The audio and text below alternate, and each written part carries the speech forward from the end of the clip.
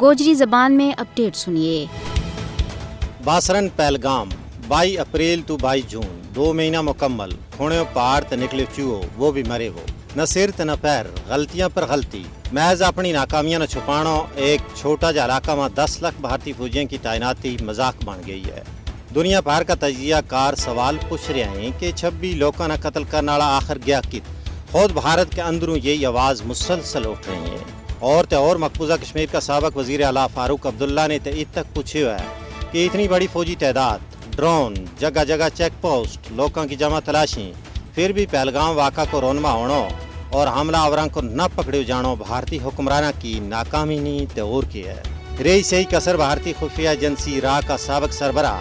AS دولت نے یہ کہہ کر پوری کی کہ پہلگام واقعہ کا بھارت کے کوئی ثبوت نہیں ہے۔ پاکستان پر الزام در الزام تاکہ بھارت میں ہندوتوا منصوبہ نہ پلو لوان کی راہ ہموار کی جا سکے۔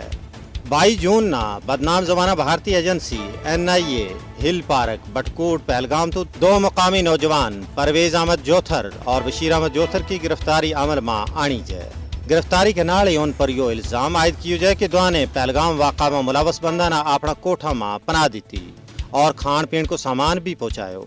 نہ صرف گرفتار نوجوانوں کا لواحقین بلکہ مقامی لوگوں نے بھی NIA کا اس الزام نہ یکسر مسترد کرتا ہوئے کیوں ہے کہ گرفتار کیا گیا نوجوان عام شہری ہیں جنہوں کو باسرن پہلگام واقعہ نال کوئی لینو دینو نہیں ہے۔ یہ گرفتاری اور ان پر پہلگام واقعہ میں ملوث بندہ نہ اپنے کول پناہ دین کو بے تکو الزام محض اس جنونیت کی تسکین ہے جس کو اظہار بھارتی حکمران بار بار اپنا بیانات اور تقاریر میں کرتا آ رہے ہیں کہ آپریشن سندور اجن تک ختم نہیں ہو،